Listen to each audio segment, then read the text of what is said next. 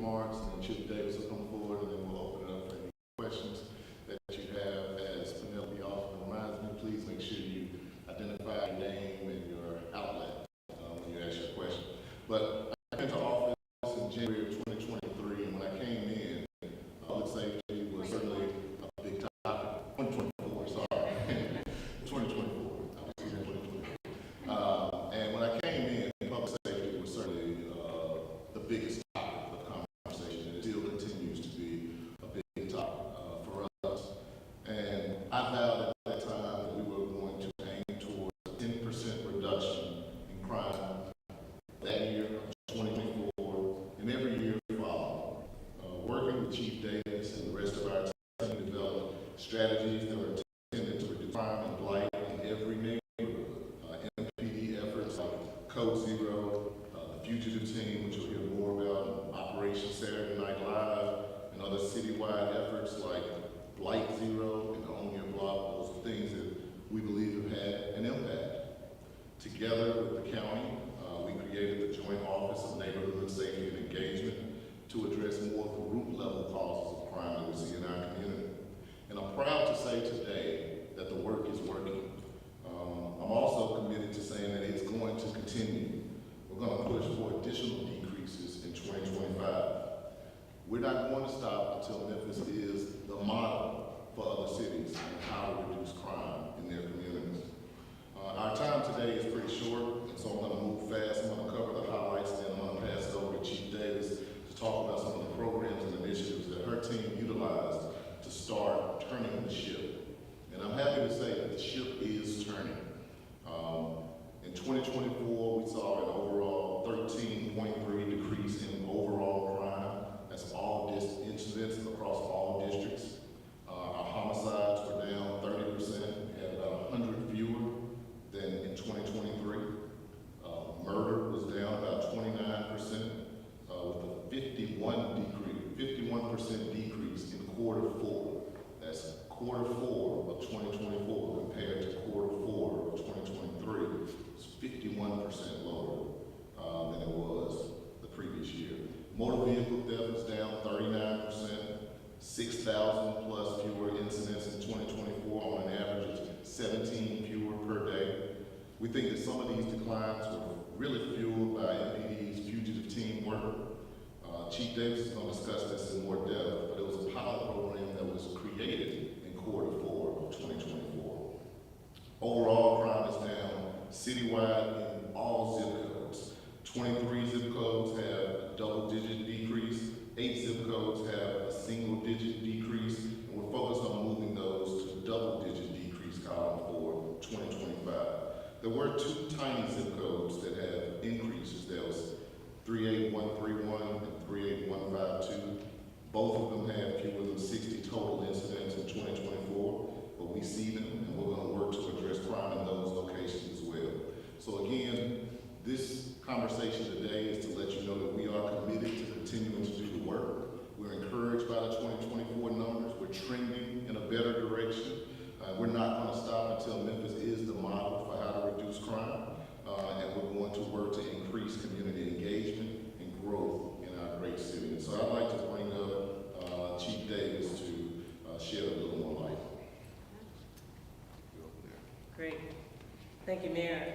And first of all, I want to say thank you not just to the mayor, but to this administration for giving us the support in the Memphis Police Department that we need in order to continue this work. Over the last 12 months, we have made significant progress, as the mayor has already said. I won't rehash all of the statistical data, but some of the initiatives were basically from thinking about crime from a holistic standpoint. And we've used that terminology over and over again, but we realized that we can't arrest crime away, and we've said that over and over again. Putting people in jail does not address all of the issues and the problems that we have in our city. And so from a holistic standpoint, we decided to create initiatives like Code Zero. And Code Zero was basically an opportunity for our officers not just to engage the public from a law enforcement standpoint, but to address some of the problem areas in the city from that holistic standpoint, whether it's inspections at businesses, whether it's blight, working with code enforcement to address properties that contribute to a crime-rich environment, whether it's traffic and drag racing and all of the other issues that our community is experiencing and have been a nuisance to us. We sort of encapsulate all of those different initiatives and enforcement efforts in our Code Zero operation. So 12 precincts experienced Code Zero operations. Out of all the 9, we went back to some of those precincts more than one time because of the fact that we saw persisting issues there. All our precincts saw at least one operation. Total arrests for our Code Zero operations was 627. We had 294 felony arrests. And for traffic violations, and traffic being a very, very serious issue for us in the city because we have sort of been in a place where we don't want to be as having traffic problems and fatalities in our city and drag racing and all of the other reckless driving. There have been over 3,000 traffic enforcement types of initiatives from our officers. Whether they were stops or traffic citations or some other type of interaction. Weapons seized were 88, stolen vehicles 8, and a total of 16 stolen vehicles were picked up during those operations, and cars towed were 72. Businesses that were checked by our community enforcement officers was 345. Our business inspections are just as important because we have nuisance businesses that sometimes harbor or sort of create a crime-rich environment as well. Our Saturday Night Live operation was really focused on downtown. We saw a number of incidents that occurred in 2023 and wanted to suppress some of that activity in the downtown space, especially since it's large crowds and a population of individuals that come to enjoy our restaurants and our various types of other activities, whether it's festivals or basketball games. So we wanted a safe environment for our citizens. And so Saturday Night Live really focused on all types of other violations, whether it was loitering, permits violations, reckless driving, drag racing, and a number of other quality of life issues. We even partnered with code enforcement on various other types of zoning issues and blight that may have affected the downtown area. Our fugitive team, something that we're really proud about, and I'll quickly say that the city of Memphis did not have an active fugitive team in the Memphis Police Department. We didn't have a fugitive unit. However, the city of Memphis had thousands of outstanding warrants on individuals that were guilty of committing violent crimes, and those warrants could not be executed by the Sheriff's Department alone. Many of those warrants belong to the Memphis Police Department. And so we decided to put together a task force of individuals to actually focus on people who had outstanding warrants, and we prioritized them with the violent warrants first. There were over 838 people arrested during a 3-month operation of our task force team. 1,022 warrants have been cleared from this operation. 30 of those warrants were associated with gang members, and 32 resulted in recovering handguns. 18 were warrants that recovered long guns as well. And so we want to say that we're not done yet. We want to let our community know that this is not just a reprieve. We want to continue in this direction and keep our citizens safe, keep our businesses feeling like we hear you, and we want the city to be a place that everyone feels safe to live, work, and play. Our officers are resilient, they're committed, and they're really excited about the progress, but know that 2025 is just going to challenge us just that much more in order to beat these great numbers. So I'm available for any questions that anyone may have, and I think there is too. All right, thank you, Chief. And I think from there we'll open it up for any questions that you have. Again, please identify your outlet that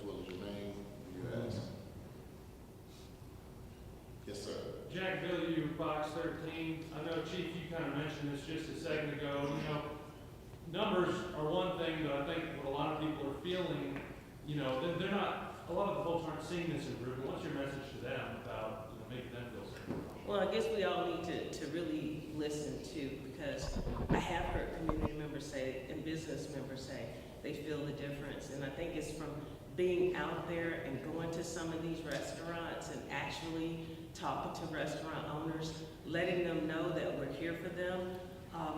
It's probably going to take more work, you know, for our entire community to say, yes, we know that there's this huge difference. As long as there are individuals out there who continue to commit crime, we're going to be all on top of that. We're going to continue this work, and we're not going to stop. We're not just trying to improve from last year's numbers. Right now, we're trading at 22's numbers, and prior to that, we want that feeling to be a sense of normalcy, that this is an anomaly, this is the new Memphis, and that's what we're seeking to do.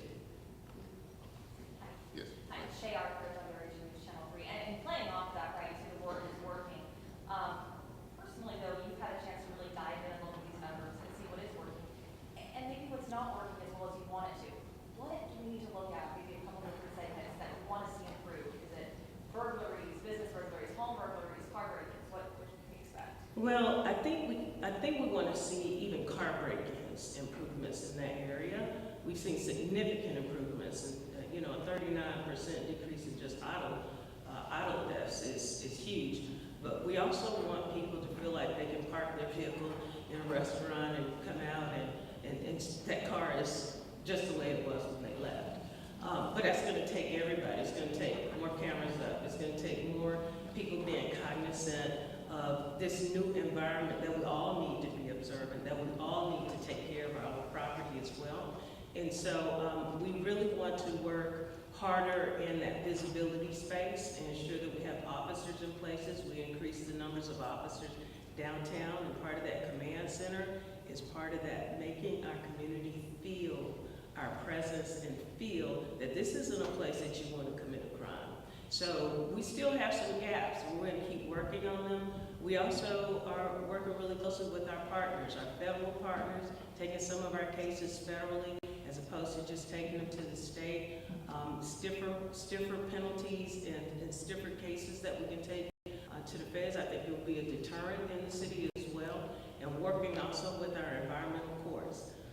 We've been talking really closely with Judge Dandridge and some of our other courts who really want to work with us on nuisance properties as well, as opposed to just allowing individuals to continue to have crime on their properties or at their businesses. We're going to be working collectively to get to the root of those problems. We've been talking to owners about what they can do to improve their properties too.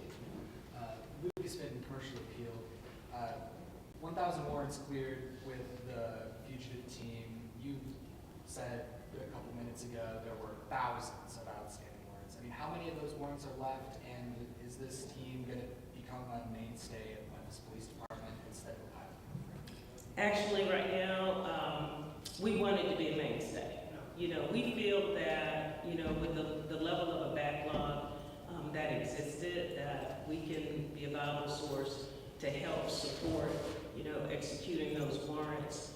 When individuals are repeat offenders, then they are repeating their offenses. And we think that that's going to be important for us to keep crime down by keeping our eyes focused on the individuals, those small percentages of individuals who continue to commit those crimes. We will continue to have that task force resource available to us and continue to train officers, but at some point we would like to expand our fugitive unit to have more officers on that unit so that we can regularly keep up with these warrants. How many officers are on it right now? Do you know that off the top of your head? Somewhere around 26 to 30. The regular unit only had about 8 officers. You know, they can't really do a whole lot with 8 officers, but we expanded and borrowed officers from different precincts. It has made a difference because as you reduce the numbers of warrants, you're reducing the numbers of individuals who could potentially be committing crimes, which takes a load off of the precincts as well. So it's helped out overall as a force multiplier. Terrence Living, Daily Memphian. I want to ask you about the future of the team. Like, do we know, like, what percentage of people kind of driving around the city have active warrants versus those that don't? That's a hard question to answer right now. How many have active warrants right now? Right, like, so if you know, this fugitive team is helping to drive down crime in the city, like, what percentage of people that are driving that crime have active warrants and they would be a target?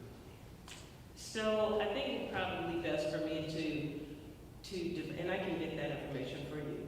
Misdemeanor warrants compared to felony warrants. And we're really looking at individuals who are committing felonies in the city, which typically defines, more violent crime. And that's where our fugitive unit has been focusing on robberies, burglaries, homicides, domestic violence as well. So I can get that information for you too. Bria Bolden, Action News 5, of either Chief Davis or Mayor Young. We know the Edge Board has a program to help businesses fortify their businesses to help prevent crime or, if something does happen to them. Is there any program or something the city is planning in 2025 to put more money into that or something separate, anything like that? Yeah, the program you're referencing is through Edge, and Edge has stepped up and they made $1 million available to businesses that want to make their properties safer, and we're excited to partner with them on that initiative. Right now, that is the dollar amount that's allocated, but we're certainly going to always look for resources to support the businesses and residents in this community. Brittany Brown, K50. We're wondering when the homicide tracker dashboard will be updated. I'll have to check and see. When was the last time you looked at it? One of our colleagues looked at it today, and she said right now it's essentially blank, so she's just. And it's probably because we're working on this year's 2025's platform. So I would say before the end of the week, we should have it up because those numbers are quite low right now. And hopefully we'll be able to keep them going. Thank you. Any others? It's been nearly a year since Chief Davis became interim chief. Any new take on, making her permanent again? Well, my position has been the same, that she's our chief, and we're waiting on council to validate that. I'm sure there'll be conversations that happen as council gets going. I think they meet tomorrow, and over the next couple of weeks, we'll certainly be having those dialogues. But our focus has been get to work, and that's what I said back in January or February, whenever we agreed to interim status, that our goal is going to be to get the work done so that we can get the reductions that our community deserves, and that's what we're going to continue to do. We'll continue to work with the city council as we get there. You think these numbers give you stronger takes? I think these numbers are trending in the right direction. It's the direction that everybody wants to see us go, and I think it speaks to her commitment. It speaks to all of our collective commitment to making sure that the residents of this city get the Memphis that we all deserve. All right, Real quickly, I'll be the last one. while everyone's talking about it, we're still a few days away, but we're expecting some pretty serious winter weather. Yeah. Can you just talk about what the conversations happening in each of your departments to prepare the city and your message to the public? I know we're a few days out still. Yeah, so I think we'll probably have more information about the weather coming soon. But I know Antonio is here and his team has been working with Public Works and others to get the information together where we have a new strategy for how we're going to be clearing roads and making sure that some of our major thoroughfares are cleared so that you can still get to your places of employment. And Antonio, our Chief Operating Officer, do you have anything else you want to add? We'll be adding. Sorry for that. All right. So with regard to how we deal with the winter weather, we'll have information published on the city's website. It's up now. You'll understand the routing system in which Public Works will address the roads and deal with treating the roads. You'll understand how services will be modified, if anything, based on weather. And then, of course, opening and closing of our different community centers, libraries, etc. But we stand ready and we are prepared to address whatever needs the citizens may have. So one key point that we should say is that the warming centers are open. Hospitality Hub is actually staffing that for us. There are 2 locations here downtown at the Hospitality Hub, and then of course there's a second location at First Baptist, which is on Poplar Parkway. All right. Good deal. Well, thank you all. We appreciate you coming out, and we'll continue to work. Thanks.